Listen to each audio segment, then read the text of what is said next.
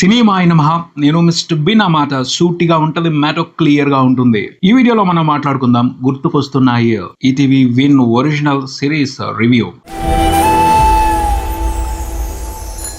July 3 నుంచి ETV win లో ఈ సిరీస్ స్ట్రీమ్ అవుతుంది. ఈ లోపే మరి రివ్యూ చెప్పేయటం ఏంటి అనుకోవచ్చు. జూలై 1 స్పెషల్ ప్రీమియర్ వేశారు. ఆ ప్రీమియర్ చూడటం జరిగింది. సో ముందే ఆ సిరీస్ లో ఉన్న విశేషాల గురించి, ఆ సిరీస్ గురించి మాట్లాడటం జరుగుతుంది. ప్రీమియర్ చాలా ఇంట్రెస్టింగ్ గా నడిచింది. హైదరాబాద్ మూసపేట శ్రీరాములు థియేటర్లో వేశారు. భారీ హంగామా చేశారు ప్రీమియర్ వేయడానికి సంబంధించి. అంటే ఇంట్రెస్టింగ్ గా సినిమాని ప్రమోట్ చేశారు. పోతే ఒక విషయం బాగా నచ్చింది. ప్రీమియర్కి వచ్చిన వాళ్ళకి గుర్తుకొస్తున్నాయి అని అనిపించాలి అని కొన్ని స్పెషల్ విశేషాలు పెట్టారు. ఒక గిఫ్ట్ ఇచ్చారు. నిజంగా సినిమా ప్రీమియర్ కి పిలిచి ఇలాంటి గిఫ్ట్ ఇవ్వటం నేను ఇంతకు ముందు ఎప్పుడు చూడాల. పేరెంటానికి పిలిచినట్టు, లేకపోతే ఏదో ఫంక్షన్ కి పిలిచినట్టు పిలిచి ఓ మంచి గిఫ్ట్ ఇచ్చారు. అది మాత్రం చాలా ఇంట్రెస్టింగ్ అనిపించింది. ఆ గిఫ్ట్ పట్టుకుని ప్రీమియర్ చూడటానికి వచ్చిన వాళ్ళందరూ కూడా థియేటర్ లో తిరుగుతున్నా, థియేటర్ నుంచి బయటకు వస్తున్నా చాలా ఇంట్రెస్టింగ్ గా అనిపించింది. ఇంతకీ ఏంటా గిఫ్ట్ అంటారా?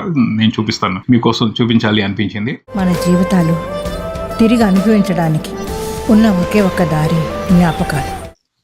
భలే ఇచ్చారు. యాక్చువల్గా ఫంక్షన్స్కి వెళ్తే ఇలా గిఫ్ట్లు ఇస్తారు. ఈ గిఫ్ట్ ఇదే ఎందుకు ఇచ్చారు అంటే ఒక చిన్న మెమరీ లాగా ఉంటుంది, పాత విషయాలను గుర్తు చేసుకోవడం అలా ఉంటుంది. అలాగే దీంట్లో ఏం పెట్టారు అంటే కొన్ని ఇంట్రెస్టింగ్ థింగ్స్ పెట్టారు. చిన్నప్పటి మెమరీస్ పెట్టారు. ముఖ్యంగా 90s కిడ్స్, 90sలో పుట్టిన వాళ్ళు, 90sలో పిల్లలుగా ఉన్నవాళ్ళు, వాళ్ళ మెమరీస్ని గుర్తు చేసుకునే ఐటమ్స్ పెట్టారు. చాక్లెట్లు, బొంగరాలు, ఇలా వాళ్ళ పాత జ్ఞాపకాలను గుర్తు చేసుకోవడానికి అవకాశం కల్పించారు. చాలా ఇంట్రెస్టింగ్గా అనిపించింది. అంటే ఒక మంచి ఫీల్ ఇచ్చారు. ఈ సినిమాని ప్రమోట్ చేయడానికి సంబంధించి ఒక డిఫరెంట్ ఆలోచన తీసుకోవడంతో పాటు మనందరం కూడా వాళ్ళ పాత మెమరీలని, అంటే ముఖ్యంగా 90sలో ఉన్న కిడ్స్ వాళ్ళ పాత మెమరీలని గుర్తు చేసుకోవడానికి అవకాశం కల్పించారు. బాగుంది, కాన్సెప్ట్ బాగుంది, ఇంట్రెస్టింగ్ అనిపించింది. ఇక సినిమా విషయానికి వెళ్ళిపోదాం. స్టోరీ కంటిన్యూ చేయరా. ఎంత ప్రమోషన్ హంగామా చేసినా, ఎన్ని గిఫ్ట్లు ఇచ్చినా సినిమా ఏంటి, సినిమా ఎలా ఉందన్నదే ముఖ్యం. సిరీస్, సినిమా కాదు ఇది, సిరీస్. 7 ఎపిసోడ్లు ఉన్నాయి. 7 ఎపిసోడ్లు థియేటర్లో వేసి చూపించారు. బాగుంది, థియేటర్ ఎక్స్పీరియన్స్ అదిరిపోయింది. ఇంకా ఇంట్లో కూర్చొని టీవీలో చూసినప్పుడు ఖచ్చితంగా స్పెషల్ ఎక్స్పీరియన్స్ ఉంటుందని అనిపించింది. గుర్తుకొస్తున్నాయి టైటిల్లోనే ఉంది, గుర్తు చేసుకోవాలి. ఏం గుర్తు చేసుకోవాలి, ఎందుకు గుర్తు చేసుకోవాలి? ఈ సినిమా ట్రైలర్ చూస్తే అర్థం అవుతుంది. హీరో ఒక సంక్లిష్టమైన పరిస్థితుల్లో పడిపోయాడు. అతను మర్చిపోయాడు, గతాన్ని మర్చిపోయాడు. అది గుర్తుకు రావాలి. అతను ఒక డిసార్డర్లో పడిపోయాడు, దాన్ని క్యూర్ చేయాలి అంటే జ్ఞాపకం రావాలి. అతని పాత విషయాలు, పాత స్మృతులు అన్నీ కూడా గుర్తుకు రావాలి.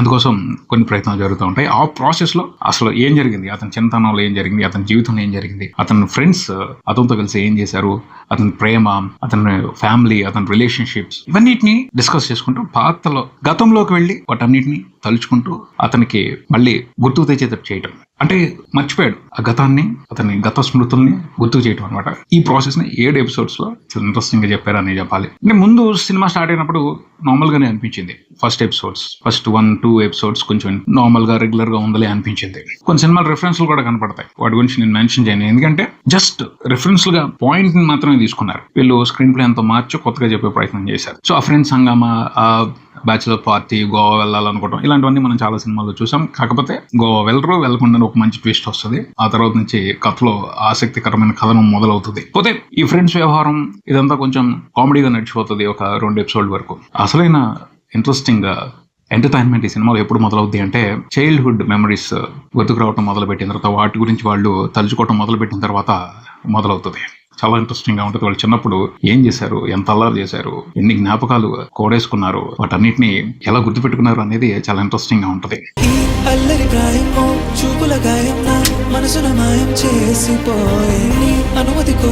గోదావరి ఏరియాకి తీసుకెళ్లిపోయారు. అక్కడ వీళ్ళు ముగ్గురు ఫ్రెండ్స్ స్కూల్లో చదువుకుంటా ఉంటారు. అక్కడ చేసే అల్లరి ఇదంతా కూడా చాలా బాగా చూపిస్తారు. ఇంత పుల్లగా ఉంది, లెమన్ రైసా?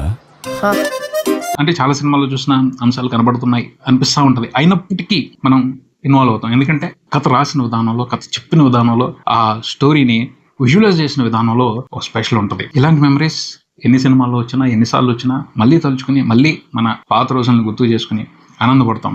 చూడండి, అలాంటి ఎమోషన్స్ ఉన్నాయి, అలాంటి ఫీలింగ్స్ ఉన్నాయి.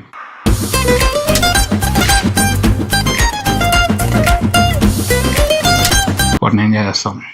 పిల్లలందరూ కూడా చాలా బాగా చేశారు. వాళ్ళతో క్రియేట్ చేసిన ఎపిసోడ్స్ సూపర్ ఎంటర్టైనింగ్ గా ఉన్నాయి. హెడ్ మాస్టర్ వస్తారు, కొత్త హెడ్ మాస్టర్ ప్రియదర్శిని రామ్ గారు చేశారు. హీరో మామగారు అంటే హీరోయిన్ ఫాదర్ రోల్ ఉంటుంది. ఆయన ఒకప్పుడు వీళ్ళకి హెడ్ మాస్టర్. ఆయన హెడ్ మాస్టర్ వచ్చిన తర్వాత స్కూల్లో ఏం జరిగింది, ఆయనతో వీళ్ళు ఎలాంటి పరిస్థితుల్ని ఫేస్ చేశారు, వాటన్నిటిని చాలా ఫన్నీగా తీశారు. అవి గుర్తుంటాయి, వాటిని బాగా ఎంజాయ్ చేస్తారు.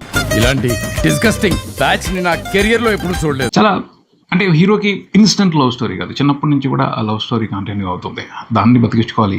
ఇతను గతం మర్చిపోవటం మూలంగా ప్రేమ కథకు కూడా ఒక ట్రబుల్ వచ్చింది, దాన్ని కూడా సాల్వ్ చేయాలి. ఆ విషయాన్ని కూడా చాలా ఇంట్రెస్టింగ్ గా డిస్కస్ చేసుకుంటూ వెళ్ళడం జరిగింది. సో చిన్నప్పటి నుంచే ప్రేమ కథ ఉంటుంది, దాన్ని కూడా బాగా ఎస్టాబ్లిష్ చేశారు. దానికి సంబంధించి మంచి ఫీల్ ని క్రియేట్ చేశారు. ఇక నేనైతే ప్రధానంగా ఈ సినిమాలో హైలైట్ అంటే క్లైమాక్స్ గురించి చెప్తాను. క్లైమాక్స్ లో హీరోకి పాత జ్ఞాపకాలు గుర్తుకు రావడం అనే దానికి సంబంధించి ఇంట్రెస్టింగ్ సెటప్ చేశారు. ఒకసారి గతాన్ని మర్చిపోయిన తర్వాత మళ్ళీ గుర్తు చేయడం అంత ఈజీ కాదు, కానీ బలమైన జ్ఞాపకాలు ఉన్నప్పుడు అవి ఖచ్చితంగా మనిషిని మళ్ళీ మామూలు చేసేస్తాయి. అలాంటిది ఒకటి ఉంది ఆ లైఫ్ లో, ఆ హీరో లైఫ్ లో, వాళ్ళందరి జీవితంలో. దాన్ని దాచిపెట్టి చాలా చక్కగా క్లైమాక్స్ అంటే లాస్ట్ ఎపిసోడ్స్ లో రివీల్ చేసిన విధానం చాలా ఇంట్రెస్టింగ్ గా ఉంది. అనిపిస్తుంది కొన్నిసార్లు అదేంటి ఇప్పుడు తీసుకొచ్చి సడన్ గా రివీల్ చేసేస్తున్నారని, కానీ అలా చేయడం మూలంగానే ఆ ఇంపాక్ట్ అక్కడ మంచిగా తగిలింది అని అనిపించింది, మంచి ఒక ఫీల్ క్రియేట్ అయింది అని అనిపించింది. ఓవరాల్ గా సినిమా అయితే మాత్రం చూసినంతసేపు అలా వెళ్ళిపోతూ ఉంటుంది. అదే సిరీస్, సినిమాని అలవాటైపోయి సినిమాని ఎక్కువ వాడేస్తూ ఉంటాను, కానీ ఇది సిరీస్ 7 ఎపిసోడ్లు ఉన్నాయి. 7 ఎపిసోడ్లు కూడా సరదాగా వెళ్ళిపోతాయి. థియేటర్లోనే సరదాగా వెళ్ళిపోయింది అంటే ఇంట్లో కూర్చొని టీవీలో చూస్తున్నప్పుడు ఇంకా స్మూత్ గా హ్యాపీగా వెళ్ళిపోద్ది. ఫ్యామిలీ అందరూ కలిసి కూర్చొని ఎంజాయ్ చేస్తారని అనిపిస్తుంది. కొత్తగా ఉంది, అద్భుతంగా ఉంది, ఇంత ముందు మనం ఇది చూడలేదు అనేది చెప్పను, కానీ చూసినంతసేపు ఒక మంచి ఫీల్ వస్తుంది. మళ్ళీ ఒక నాస్టాలజియాని గుర్తు చేసుకుంటారు ఎవరికి వాళ్ళు. ముఖ్యంగా 90s కిడ్స్ వాళ్ళు వాళ్ళ స్కూల్ లైఫ్ ని, వాళ్ళ అల్లరిని, వీటన్నిటిని గుర్తు చేసుకుని ఆనందపడతారు. అలాంటి మూమెంట్స్ ఉన్నాయి, అలాంటి మూమెంట్స్ ని ఎంజాయ్ చేసే అవకాశం అయితే ఉంది. ఒక క్లైమాక్స్ కూడా ఇంట్రెస్టింగ్ గా ఉంటుంది, చాలా నీట్ గా ఎండ్ అవుతుంది ఈ సిరీస్ కూడాను. ఆ ఫీల్ ఉంటుంది.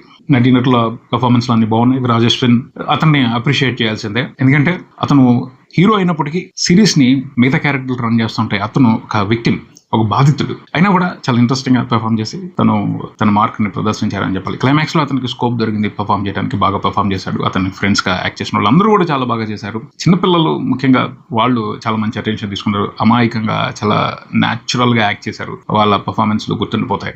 హీరోయిన్ క్యారెక్టర్ చిన్నపిల్లప్పుడు చేసిన అమ్మాయి చాలా బాగా చేసింది. అమ్మాయి మంచి ఎక్స్ప్రెసివ్ ఫేస్, అమ్మాయి ఇస్తున్న ఎక్స్ప్రెషన్స్, అమ్మాయి స్మైల్, అమ్మాయి ఫీలింగ్స్ అన్ని కూడా చాలా బాగున్నాయి. చాలా బాగున్నాయి. ఆ అమ్మాయి నేను ఈ సినిమాలో బెస్ట్ ఆర్టిస్ట్ అని చెప్తాను, అంటే బెస్ట్ పర్ఫార్మెన్స్ ఇచ్చిన ఆర్టిస్ట్ లాగా అనిపించారు. మిగతా వాళ్ళందరూ కూడా వాళ్ళ పరిధి మీద చాలా బాగా చేశారు. మ్యూజిక్ బాగుంది, సినిమాటోగ్రఫీ బాగుంది, అన్ని చక్కగా కుదిరాయి. అంటే డైరెక్టర్ కి స్పష్టత ఉంది, ఏం కావాలి, ఏం చెప్తున్నాను అనే దానికి సంబంధించి. సో వినోద్ గాలి బాగా తీశారు, కథని మంచిగా ప్రజెంట్ చేశారు అని చెప్పాలి. విజువల్స్ చాలా బాగున్నాయి, ఫీల్ మంచిగా క్రియేట్ అయింది, పర్ఫార్మెన్స్ నీట్ గా ఉన్నాయి, అన్ని కూడా డైరెక్టర్ క్రెడిట్ అని చెప్పొచ్చు. తర్వాత రైటింగ్ విషయానికి వస్తే ఈ సినిమాకి రాజశేఖర్ రెడ్డి బద్దం రైటర్ గా కనిపించారు. చాలా ఇంపార్టెన్స్ ఇచ్చారు ఆ పేరుకి, అతని వర్క్ కి, అతని డెడికేషన్ కి. నాకు అర్థమవుతుంది, ఎందుకంటే ఎండ్ క్రెడిట్స్ లో కూడా రైటర్ నేమ్ ని హైలైట్ గా వేశారు. అంటే ఈ ప్రాజెక్ట్ కి అతను ఎంత కమిట్మెంట్ గా వర్క్ చేశాడు, ఎలాంటి కాంట్రిబ్యూషన్ ఇచ్చాడో అర్థమవుతుంది. కీ పర్సన్ కాబట్టే అలా ఇంపార్టెన్స్ ఇచ్చారు అని అనుకోవచ్చు. రైటింగ్ సంబంధించి ఇంట్రెస్టింగ్ విశేషాలు ఉన్నాయని చెప్పాలి. కొన్ని మూమెంట్స్, కొన్ని సిచ్యువేషన్స్ చాలా బాగున్నాయి. అవి మెమరీస్ గా గుర్తుపెట్టుకుంటాం. కొన్ని సీన్స్ ని క్రియేట్ చేసిన విధానం చాలా బాగుంది.